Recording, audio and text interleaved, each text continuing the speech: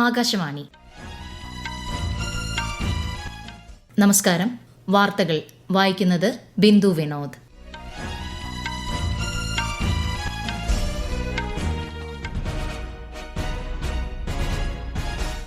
പ്രധാന വാർത്തകൾ. ഉരുൾപൊട്ടലുണ്ടായ വയനാട്ടിലെ മുണ്ടക്കൈ ചൂരൽമല പ്രദേശങ്ങൾ അതിജീവനത്തിന്റെ പാതയിൽ. സൈന്യത്തിന്റെ ബെയ്ലി പാലം തുറന്നുകൊടുത്തു. ജീവനോടെയുണ്ടായിരുന്ന എല്ലാവരെയും രക്ഷപ്പെടുത്തിയതായി മുഖ്യമന്ത്രി പിണറായി വിജയൻ. വയനാട്ടിലേത് മികച്ച രക്ഷാപ്രവർത്തനമെന്ന സർവകക്ഷി യോഗം. പുനരധിവാസം സമഗ്രമായി നടപ്പാക്കണമെന്ന ആവശ്യം. മുഖ്യമന്ത്രി പിണറായി വിജയനും ലോക്സഭാ പ്രതിപക്ഷ നേതാവ് രാഹുൽ ഗാന്ധിയും ദുരന്ത മേഖല സന്ദർശിച്ചു. ഉരുൾപൊട്ടൽ തുടർ പ്രവർത്തനങ്ങൾക്ക് 4-അംഗ മന്ത്രിസഭാ ഉപസമിതി രൂപീകരിച്ചു. കുട്ടികളുടെ പഠനം മുടങ്ങാതിരിക്കാൻ നടപടി ഉറപ്പാക്കും. കേരളത്തിൽ മഴ തുടരും. ഇന്ന് 4 വടക്കൻ ജില്ലകളിൽ ഓറഞ്ച് ജാഗ്രത. നാളെ 5 ജില്ലകളിലെ വിദ്യാഭ്യാസ സ്ഥാപനങ്ങൾക്ക് അവധി. പാർലമെന്റിൽ ബജറ്റിന്മേലുള്ള ധനാഭ്യർത്ഥന ചർച്ച തുടരുന്നു. പാരീസ് ഒളിമ്പിക്സിൽ ഇന്ത്യയ്ക്ക് വീണ്ടും മെഡൽ നേട്ടം. ഷൂട്ടിംഗിൽ 3-ാം മെഡൽ നേടിയത് സ്വപ്നിൽ കുസാലെ. അഭിനന്ദനവുമായി രാഷ്ട്രപതിയും പ്രധാനമന്ത്രിയും. വാർത്തകൾ വിശദമായി. ഉരുൾപൊട്ടലുണ്ടായ വയനാട്ടിലെ മുണ്ടക്കൈ ചൂരൽമല പ്രദേശങ്ങൾ അതിജീവനത്തിന്റെ പാതയിൽ. മണ്ണിനടിയിൽ കുടുങ്ങിക്കിടക്കുന്നവരെ പുറത്തെത്തിക്കാൻ സൈന്യവും പോലീസും ഉൾപ്പെടെയുള്ള സംവിധാനങ്ങൾ വിശ്രമമില്ലാതെ പ്രവർത്തിക്കുകയാണ്. മലവെള്ളപ്പാച്ചിലിൽ പൂർണ്ണമായും തകർന്ന മുണ്ടക്കൈയിൽ സൈന്യമൊരുക്കിയ താൽക്കാലിക ബെയ്ലി പാലം സജ്ജമായി. വൈകിട്ട് 5:50 പാലത്തിലൂടെ ആദ്യ വാഹനം കടത്തിവിട്ടു. രക്ഷാപ്രവർത്തനത്തിനും തിരച്ചിലിനും പാലം വലിയ പ്രയോജനം ചെയ്യും. കരസേനയുടെ മദ്രാസ് എഞ്ചിനീയറിംഗ് ഗ്രൂപ്പിന്റെ നേതൃത്വത്തിലാണ് പാലം നിർമ്മിച്ചത്. അതിനിടെ ദുരന്തത്തിൽ മരണസംഖ്യ 280 കവിഞ്ഞതായാണ് റിപ്പോർട്ടുകൾ. 98 മൃതദേഹങ്ങൾ തിരിച്ചറിഞ്ഞിട്ടുണ്ട്. നിരവധി പേരുടെ ശരീരഭാഗങ്ങളും തിരച്ചിലിൽ കണ്ടെത്തി. 200-ലധികം പേരെയാണ് ഇനി കണ്ടെത്താനുള്ളത്. 2000-ഓളം പേരെ രക്ഷപ്പെടുത്തി. വയനാട് ജില്ലയിൽ 91 ദുരിതാശ്വാസ ക്യാമ്പുകളിലായി 9328 പേരെ മാറ്റി താമസിപ്പിച്ചിട്ടുണ്ട്. ചൂരൽമല ദുരന്തത്തിന്റെ പശ്ചാത്തലത്തിൽ ആരംഭിച്ച 9 ക്യാമ്പുകൾ ഉൾപ്പെടെയാണ് ഇത്. കൂടുതൽ വിവരങ്ങളുമായി ആകാശവാണി വയനാട് ജില്ലാ പ്രതിനിധി അരുൺ വിൻസെന്റ്. ചൂരൽമല മുണ്ടക്കൈ പ്രദേശത്ത് കനത്ത മഴയാണ്. രക്ഷാപ്രവർത്തനം പോലും പ്രതിസന്ധിയാക്കും വിധം കനത്ത മഴ. സൈന്യത്തിനൊപ്പം തിരച്ചിലായി മുണ്ടക്കൈ മലമേഖലയിലേക്ക് പോയ സന്നദ്ധ പ്രവർത്തകർ തിരച്ചിൽ അവസാനിപ്പിച്ച് തിരികെ എത്തി. സൈന്യത്തിന്റെ നേതൃത്വത്തിൽ ഇപ്പോഴും തിരച്ചിൽ തുടരുകയാണ്. തകർന്ന പല വീടുകളും പൊട്ടിച്ചാണ് തിരച്ചിൽ നടത്തുന്നത്. ഇന്നേ വരെ കേരളം കാണാത്ത രക്ഷാപ്രവർത്തനമാണ് ചൂരൽമല സാക്ഷ്യം വഹിക്കുന്നത്. നാളെയും തിരച്ചിൽ നടക്കും. പുഞ്ചിരിമട്ടം, സൂചിപ്പാറ, ചാലിയാർ പുഴയുടെ ഭാഗങ്ങൾ എന്നിവിടങ്ങൾ കേന്ദ്രീകരിച്ചായിരിക്കും പ്രധാനമായും നാളെ തിരച്ചിൽ നടക്കുക. ഇടയ്ക്കിടെയുണ്ടാകുന്ന ശക്തമായ മഴ തിരച്ചിലിനെ പ്രതികൂലമായി ബാധിക്കുന്നുണ്ട്. ഇനിയും 200-ലധികം ആളുകളെയാണ് കണ്ടെത്താനായുള്ളത്. ഇവർക്കായുള്ള തിരച്ചിലും നാളെ മുതൽ ആരംഭിക്കും. വയനാട് ഉരുൾപൊട്ടൽ ബാധിത മേഖലയിൽ ജീവനോടെയുണ്ടായിരുന്ന എല്ലാവരെയും രക്ഷപ്പെടുത്താൻ കഴിഞ്ഞതായി മുഖ്യമന്ത്രി പിണറായി വിജയൻ. രക്ഷാപ്രവർത്തനങ്ങളിൽ സൈന്യം നൽകിയ സേവനങ്ങളെ മുഖ്യമന്ത്രി അഭിനന്ദിച്ചു. ഒറ്റപ്പെട്ട് ആരെങ്കിലും കുടുങ്ങിക്കിടക്കുന്നുണ്ടോ എന്ന കാര്യം പരിശോധിക്കുന്നുണ്ടെന്നും വയനാട് കളക്ടറേറ്റിൽ ചേർന്ന അവലോകന യോഗത്തിന് ശേഷം മുഖ്യമന്ത്രി മാധ്യമങ്ങളോട് പറഞ്ഞു. മൃതദേഹങ്ങൾ കണ്ടെത്തുന്നതിനായുള്ള തിരച്ചിൽ തുടരും. ഉരുൾപൊട്ടൽ ദേശീയ ദുരന്തമായി പ്രഖ്യാപിക്കണമെന്നും അദ്ദേഹം ആവശ്യപ്പെട്ടു. ദുരന്ത ബാധിതരുടെ പുനരധിവാസ പ്രവർത്തനങ്ങൾ ഫലപ്രദമായി നടപ്പാക്കുമെന്നും മുഖ്യമന്ത്രി അറിയിച്ചു.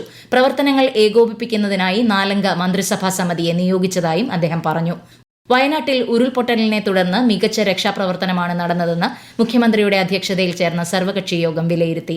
എല്ലാവരും ഒന്നിച്ചു നിന്ന് പ്രതിസന്ധി ഘട്ടം തരണം ചെയ്യണമെന്ന് പ്രതിപക്ഷ നേതാവ് വി ഡി സതീശൻ അഭിപ്രായപ്പെട്ടു. സർക്കാരിന് പ്രതിപക്ഷത്തിന്റെ പൂർണ്ണ പിന്തുണയുണ്ടെന്നും അദ്ദേഹം അറിയിച്ചു. സമയബന്ധിതമായി പുനരധിവാസം നടപ്പാക്കണമെന്ന് പ്രതിപക്ഷ ഉപനേതാവ് പി കെ കുഞ്ഞാലിക്കുട്ടി പറഞ്ഞു. സർവകക്ഷി യോഗത്തിൽ ഉയർന്ന അഭിപ്രായങ്ങൾ പുനരധിവാസ പ്രക്രിയയെ സഹായിക്കുമെന്ന് മുഖ്യമന്ത്രി അറിയിച്ചു. വയനാട്ടിൽ ഉരുൾപൊട്ടലും മറ്റു പ്രകൃതി ദുരന്തങ്ങളും ആവർത്തിക്കുന്ന സാഹചര്യത്തിൽ സമഗ്രമായ കർമ്മ പദ്ധതി തയ്യാറാക്കേണ്ടത് അത്യാവശ്യമാണെന്ന് ലോക്സഭാ പ്രതിപക്ഷ നേതാവ് രാഹുൽ ഗാന്ധി.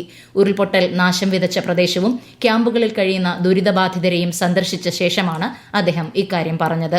സ്ഥലത്തെ രക്ഷാപ്രവർത്തനം, പുനരധിവാസ പ്രവർത്തനം തുടങ്ങിയവ നേരിട്ട് നിരീക്ഷിക്കുന്നുണ്ടെന്നും വേണ്ട എല്ലാ സഹായങ്ങളും ഉറപ്പുവരുത്താൻ ശ്രമിക്കുമെന്നും ശ്രീ രാഹുൽ ഗാന്ധി അറിയിച്ചു. ഉരുൾപൊട്ടൽ ബാധിത മേഖലയിൽ കുട്ടികളുടെ വിദ്യാഭ്യാസത്തിന് തടസ്സമുണ്ടാകാതിരിക്കാൻ നടപടി സ്വീകരിക്കുമെന്ന് മുഖ്യമന്ത്രി പിണറായി വിജയൻ. കുട്ടികൾ എവിടെയാണോ അവിടെയിരുന്ന് തന്നെ പഠനം നടത്തുന്നതിന് താൽക്കാലിക സംവിധാനമൊരുക്കും. ദുരന്തത്തെ അഭിമുഖീകരിച്ചവർക്കുണ്ടായ മാനസികാഘാതം പ്രതീക്ഷിക്കാവുന്നതിലും അപ്പുറമാണെന്നും എല്ലാവർക്കും കൌൺസിലിംഗ് നൽകുമെന്നും മുഖ്യമന്ത്രി അറിയിച്ചു. ഉരുൾപൊട്ടലിൽ മുണ്ടക്കൈ, വെള്ളാർമല, മേപ്പാടി ഭാഗങ്ങളിലെ 4 സ്കൂളുകളിൽ പഠിച്ചിരുന്ന 29 വിദ്യാർത്ഥികളെ കാണാതായി എന്നാണ് റിപ്പോർട്ട്. വടക്കൻ കേരളത്തിൽ ഇന്നും അതിശക്തമായ മഴ തുടരാൻ സാധ്യതയെന്ന് കേന്ദ്ര കാലാവസ്ഥാ വകുപ്പ്. കോഴിക്കോട്, വയനാട്, കണ്ണൂർ, കാസർഗോഡ് ജില്ലകളിൽ ഇന്ന് ഓറഞ്ച് ജാഗ്രത പ്രഖ്യാപിച്ചു. തിരുവനന്തപുരം, ആലപ്പുഴ ഒഴികെയുള്ള ജില്ലകളിൽ മഞ്ഞ ജാഗ്രതയാണ്. തൃശൂർ, മലപ്പുറം, വയനാട്, കണ്ണൂർ, കാസർഗോഡ് എന്നീ 5 ജില്ലകളിലെ എല്ലാ വിദ്യാഭ്യാസ സ്ഥാപനങ്ങൾക്കും നാളെ ജില്ലാ കളക്ടർമാർ അവധി പ്രഖ്യാപിച്ചു. കേരള, കർണാടക, ലക്ഷദ്വീപ് തീരങ്ങളിൽ മത്സ്യബന്ധനത്തിന് വിലക്കേർപ്പെടുത്തി. നദികളിലെ ജലനിരപ്പ് അപകടകരമായി ഉയരുന്ന സാഹചര്യത്തിൽ തൃശൂരിലെ കരുവന്നൂർ, ഗായത്രി പുഴകളിൽ കേന്ദ്ര ജല കമ്മീഷൻ ഓറഞ്ച് ജാഗ്രത നൽകി. പ്രളയ മുന്നറിയിപ്പിന്റെ സാഹചര്യത്തിൽ നദീതീരങ്ങളിൽ താമസിക്കുന്നവർ ജാഗ്രത പാലിക്കണം. ഈ മാസം 10-ന് ആലപ്പുഴ പുന്നമടക്കായലിൽ നടത്താനിരുന്ന നെഹ്റു ട്രോഫി ജലമേള മാറ്റിവെച്ചു. വയനാട് ദുരന്തത്തിന്റെ പശ്ചാത്തലത്തിലാണ് വള്ളംകളി മാറ്റിയത്. പുതുക്കിയ തീയതി പിന്നീട് അറിയിക്കും. ഈ വാർത്തകൾ ആകാശവാണിയിൽ നിന്ന്. പാരീസ് ഒളിമ്പിക്സിൽ 6ാം ദിനത്തിൽ 3ാമത്തെ വെങ്കല മെഡൽ സ്വന്തമാക്കി ഇന്ത്യ.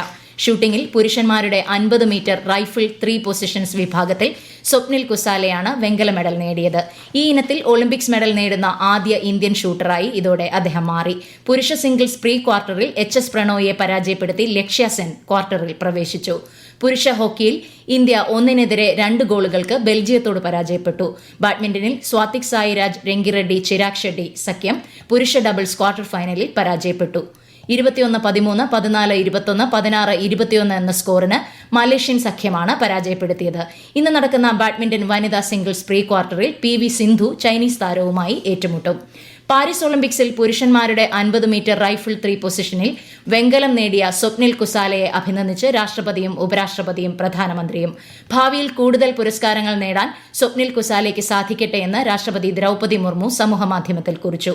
സ്വപ്നിലിന്റെ അർപ്പണബോധവും സ്ഥിരോത്സാഹവും രാജ്യത്തിന്റെ അഭിമാനം ഉയർത്തിയതായി ഉപരാഷ്ട്രപതി ജഗ്ദീപ് ധൻകർ പറഞ്ഞു. സ്വപ്നിൽ കുസാലയുടെ അസാധാരണ പ്രകടനമാണിതെന്ന് പ്രധാനമന്ത്രി നരേന്ദ്രമോദി സമൂഹമാധ്യമത്തിൽ കുറിച്ചു. ലെബനനിലെ നിലവിലെ സംഭവ വികാസങ്ങളുടെ പശ്ചാത്തലത്തിൽ ഇനിയൊരു അറിയിപ്പുണ്ടാകുന്നതുവരെ അവിടേക്കുള്ള യാത്ര ഒഴിവാക്കണമെന്ന് ബെയ്റൂട്ടിലെ ഇന്ത്യൻ എംബസിയുടെ മുന്നറിയിപ്പ്. എംബസിയുമായി ഇമെയിൽ, ഫോൺ എന്നിവയിലൂടെ നിരന്തരം സമ്പർക്കം പുലർത്തണമെന്നും നിർദ്ദേശത്തിൽ പറയുന്നു. പാർലമെന്റിൽ ബജറ്റിന്മേലുള്ള ധനാഭ്യർത്ഥന ചർച്ചകൾ പുരോഗമിക്കുന്നു. വിദ്യാഭ്യാസ മന്ത്രാലയത്തിന്റെ ധനാഭ്യർത്ഥനകളാണ് ലോക്സഭ ഇന്ന് ചർച്ചയ്ക്കെടുത്തത്. കഴിഞ്ഞ 10 വർഷങ്ങളിൽ രാജ്യത്ത് ഗുണനിലവാരമുള്ള വിദ്യാഭ്യാസം, അടിസ്ഥാന സൌകര്യം തുടങ്ങിയവയിൽ വൻ മുന്നേറ്റമാണ് പ്രകടമാകുന്നതെന്ന് ചർച്ചയ്ക്ക് തുടക്കം കുറിച്ച് BJP അംഗം തേജസ്വി സൂര്യ പറഞ്ഞു. രാജ്യത്തെ സ്കൂളുകളിലെയും കോളേജുകളിലെയും ഒഴിവുകൾ എത്രയും വേഗം നികത്തണമെന്ന് ചർച്ചയിൽ പങ്കെടുത്ത കോൺഗ്രസ് അംഗം മുഹമ്മദ് ജാവേദ് പറഞ്ഞു. റോഡ് അപകടങ്ങളിൽ പെടുന്നവർക്ക് പണരഹിത ചികിത്സയാണ് സർക്കാർ നൽകുന്നതെന്ന് കേന്ദ്രമന്ത്രി നിതിൻ ഗഡ്കരി. നാഷണൽ ഹെൽത്ത് അതോറിറ്റിയുടെ സഹകരണത്തോടെ ചണ്ഡീഗഡിലും അസമിലും പരീക്ഷണാടിസ്ഥാനത്തിലാണ് ചികിത്സ നൽകുന്നത്. ലോക്സഭയിൽ രേഖാമൂലം നൽകിയ മറുപടിയിലാണ് കേന്ദ്രമന്ത്രി ഇക്കാര്യം വ്യക്തമാക്കിയത്. ആയുഷ്മാൻ ഭാരത് പ്രധാനമന്ത്രി ജൻ ആരോഗ്യ യോജനയ്ക്ക് കീഴിൽ എംപാനൽ ചെയ്ത ആശുപത്രികളിൽ റോഡ് അപകടങ്ങളിൽപ്പെട്ടവർക്ക് ട്രോമ, പോളിട്രോമ കെയർ എന്നിവയുമായി ബന്ധപ്പെട്ട ആരോഗ്യ ആനുകൂല്യ പാക്കേജുകൾ നൽകുമെന്ന് അദ്ദേഹം പറഞ്ഞു.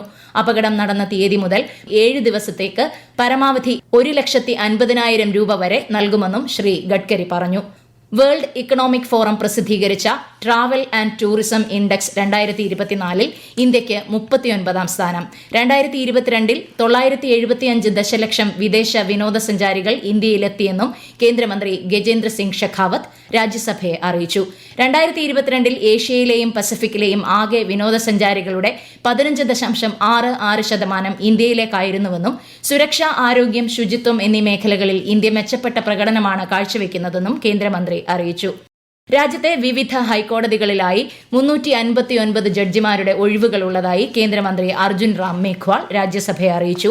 ഇന്ത്യയിലുടനീളമുള്ള ജില്ലാ കോടതികളിലും സബ് കോടതികളിലുമായി 5238 ഒഴിവുകളാണുള്ളതെന്നും അദ്ദേഹം രേഖാമൂലമുള്ള മറുപടിയിൽ പറഞ്ഞു. പ്രധാന വാർത്തകൾ വീണ്ടും.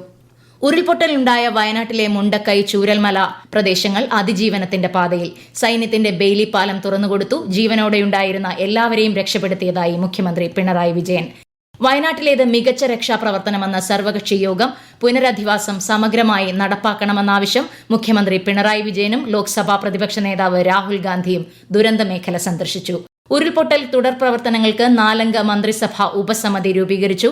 കുട്ടികളുടെ പഠനം മുടങ്ങാതിരിക്കാൻ നടപടി ഉറപ്പാക്കും. കേരളത്തിൽ മഴ തുടരും. ഇന്ന് 4 വടക്കൻ ജില്ലകളിൽ ഓറഞ്ച് ജാഗ്രത. നാളെ 5 ജില്ലകളിലെ വിദ്യാഭ്യാസ സ്ഥാപനങ്ങൾക്ക് അവധി. പാർലമെന്റിൽ ബജറ്റിന്മേലുള്ള ധനാഭ്യർത്ഥന ചർച്ച തുടരുന്നു. പാരീസ് ഒളിമ്പിക്സിൽ ഇന്ത്യയ്ക്ക് വീണ്ടും മെഡൽ നേട്ടം. ഷൂട്ടിംഗിൽ 3ാം മെഡൽ നേടിയത് സ്വപ്നിൽ കുസാലെ. അഭിനന്ദനവുമായി രാഷ്ട്രപതിയും പ്രധാനമന്ത്രിയും. വാർത്തകൾ കഴിഞ്ഞു. അടുത്ത വാർത്താ പ്രക്ഷേപണം രാത്രി 8:35.